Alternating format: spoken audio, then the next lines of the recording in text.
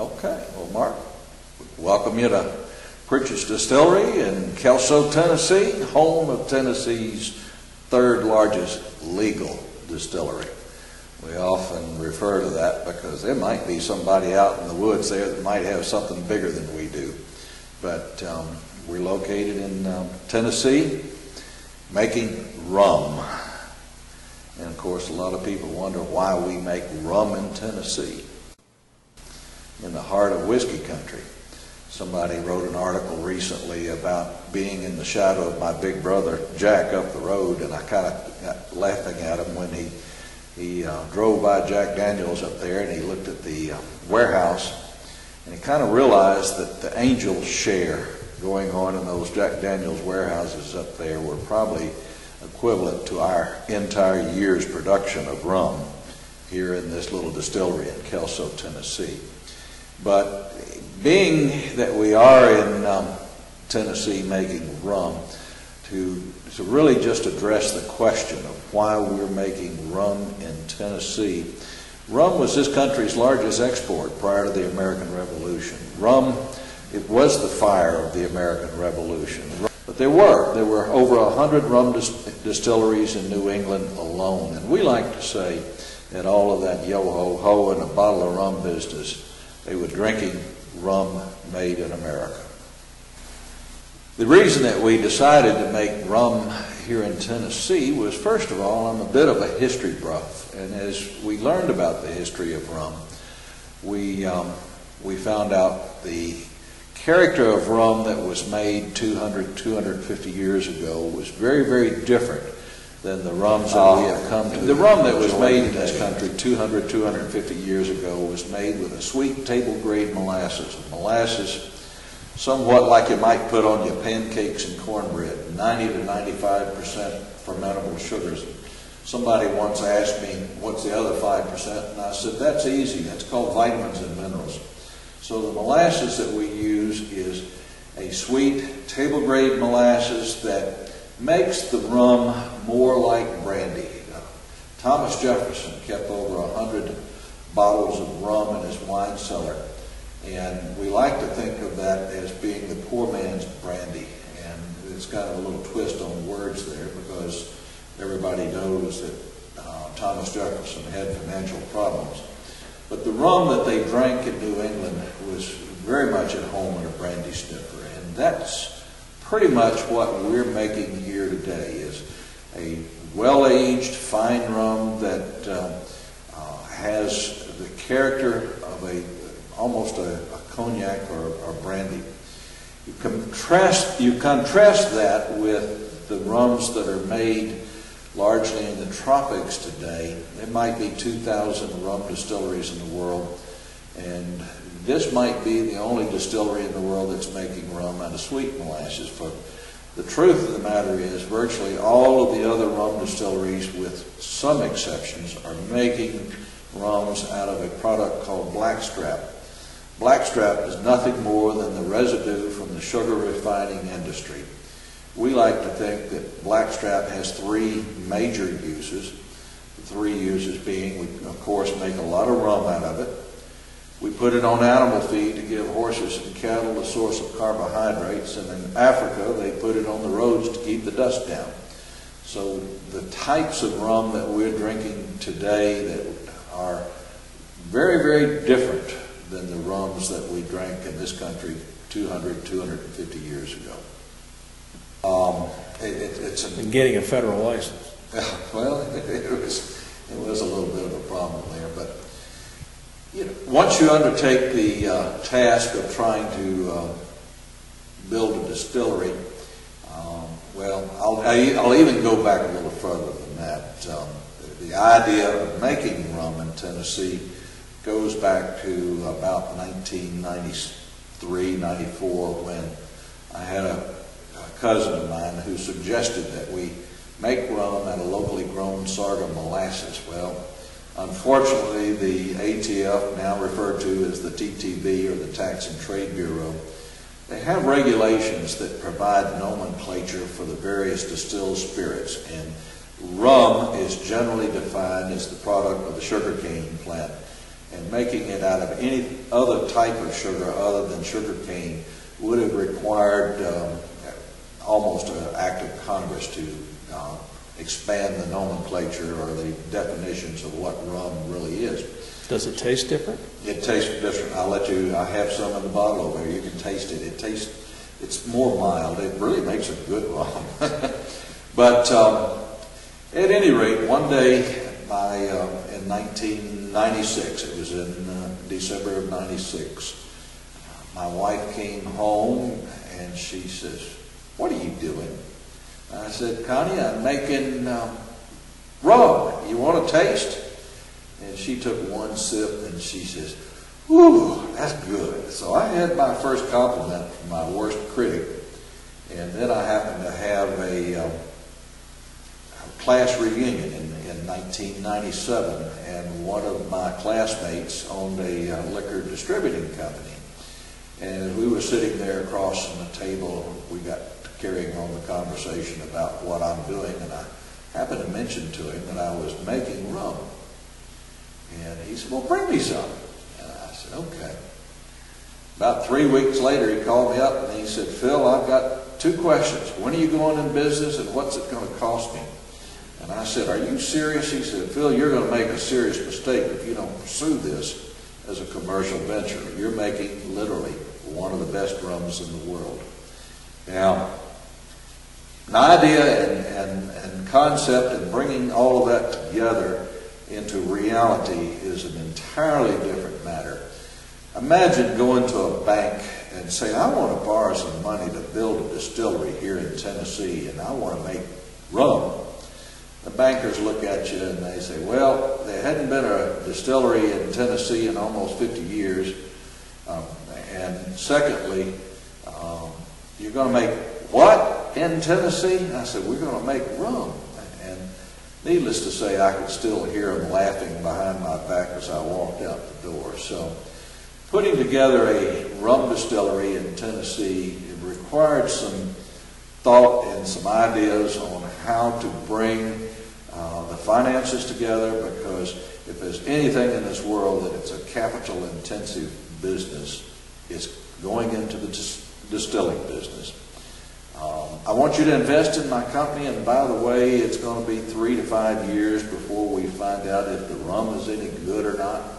Then the next thing we have to do is see if we can sell it. Making good rum is not that hard to do, but getting it out and getting it into the marketplace has been our single largest expense. We have worked for almost 10 years in bringing our products to market, and we are now in about 38 states.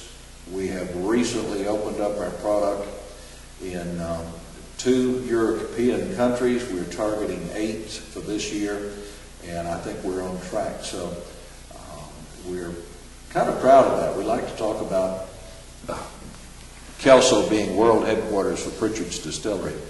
But the short answer is that a distillery is a really, really tough business to get into, but I will tell you it's a lot of fun. Everywhere I go. The first thing that we got into, as we talked about, was getting into the rum business. And the techniques that we used, I've already explained one of my deep, dark secrets, and that is we use premium table-grade molasses to make our rum from. And the second element in our production is a very expensive process, and that is called aging.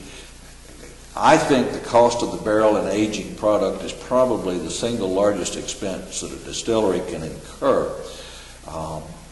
The usual size of a barrel is in the vicinity of 50 to 53 gallon barrels that most products are aged in. There is no criteria that says rum has to be aged in new charred oak barrels, but remember, our goal was to produce a premium quality rum, and we chose small 15-gallon barrels to age our product in, and they are charred oak barrels. And the cost of a small 15-gallon barrel versus the cost of a big 50-gallon barrel are pretty much the same, because a barrel is a barrel and aging in a smaller barrel provides one major advantage to aging in a bigger barrel, and it's called surface to volume ratio. Aging your product in a 15-gallon barrel, there's twice as much surface to volume ratio, but the product doesn't age twice as fast. The product ages exponentially faster. Our rums at 2 years of age bear the character of a much older product, more in the vicinity of 7 to 8, maybe 10 years of age, depending on where they're aging and where they're positioned in the warehouse and what have you. But when we chose to age our product in the small 15-gallon barrels, it really it speeded up that process of bringing up products to market. The next thing that makes a traditional American rum is the fact that it is distilled in pot stills. If you go to producers of whiskey in this country, you'll find that they are distilling their product largely in a piece of equipment called a column still. A column still is also known as a continuous run still. In other words, these distilleries are spewing out whiskey in an unending stream, and the technology that's used to run those column stills is very, very different than the technology that was used to make rum and distill spirits in America 200, 250 years ago. The pot still is, in fact, a batch production. We make a batch of rum today and a batch of rum tomorrow, and so on.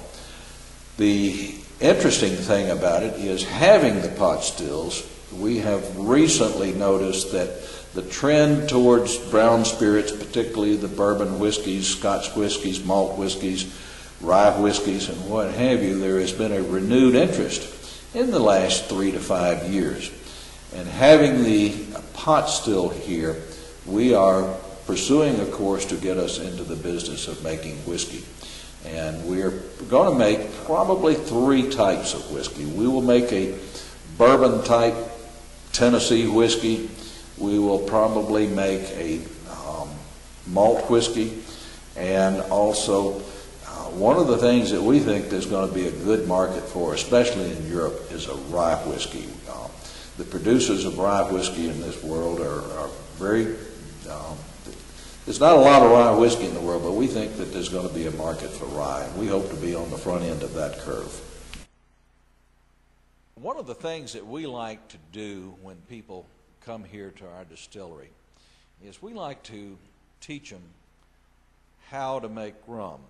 When you go to other distilleries, you get to see how they make whiskey and distill spirits. When visitors come here to see us, they leave here knowing an awful lot of our deep, dark secrets, and most of them leave here with a good idea how to make rum. And I'm going to tell you some of my secrets right now.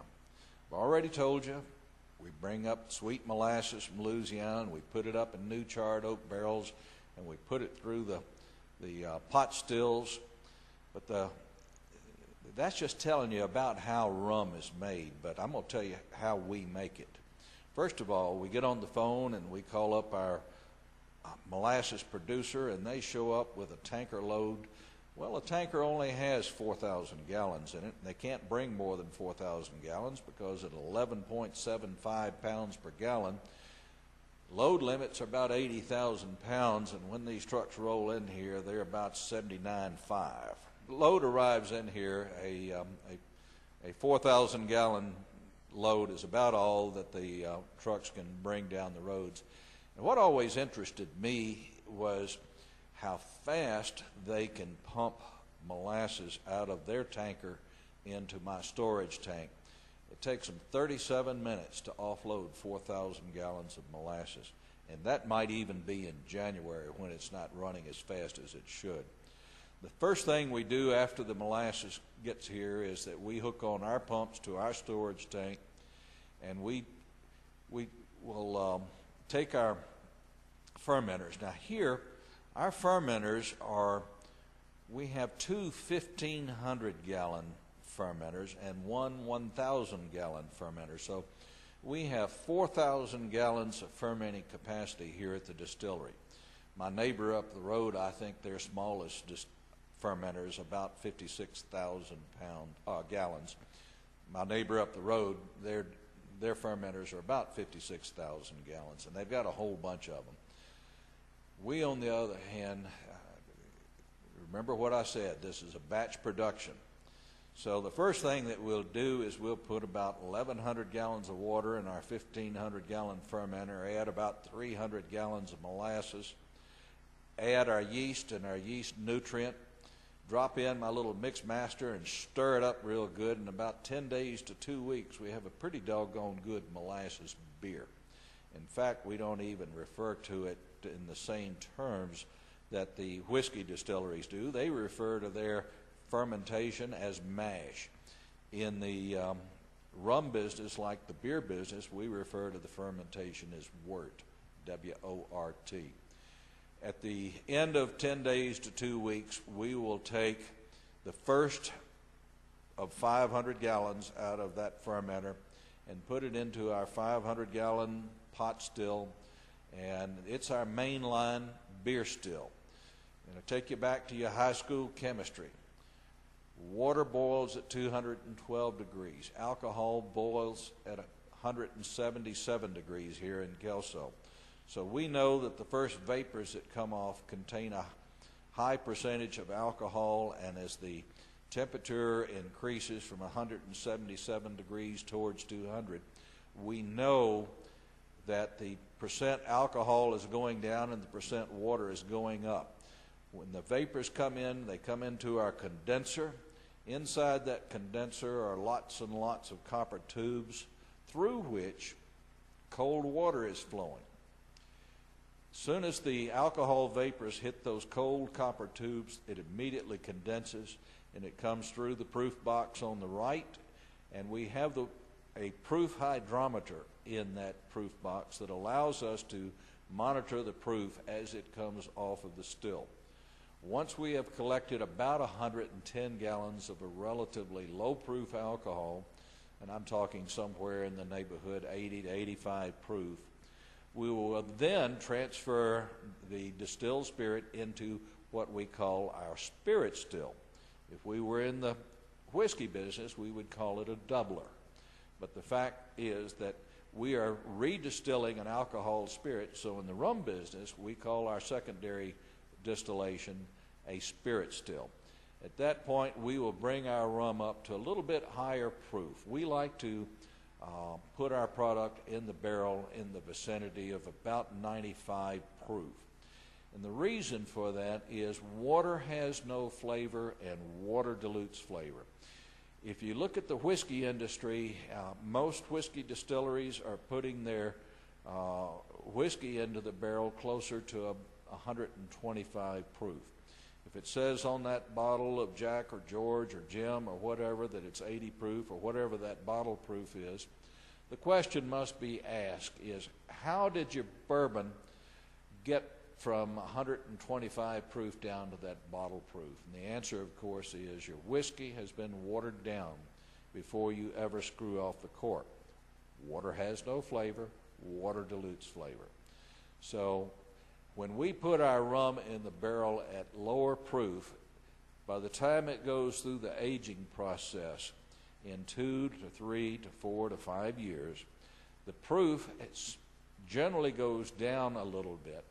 And when we bottle our product, we put it in the barrel so close to barrel proof that we actually label our product bottled at barrel proof. One of my TTB agents asked me one time, how are you going to be sure that that barrel is exactly 80 proof? And I said to him, I did not say that it was a single barrel rum. What it is, in fact, is we blend rums. If our production that's coming out of that barrel is running a little bit low, we have barrels of higher proof rum that we use to proof up. And if it's running a little bit high, we have barrels of 60 proof rum that we use to proof down with. The bottom line is there's very little water involved in the proofing or final proofing of our rums. So our rums go into the bottle uncut with water, and therefore you have the full-bodied flavor of a well-aged rum.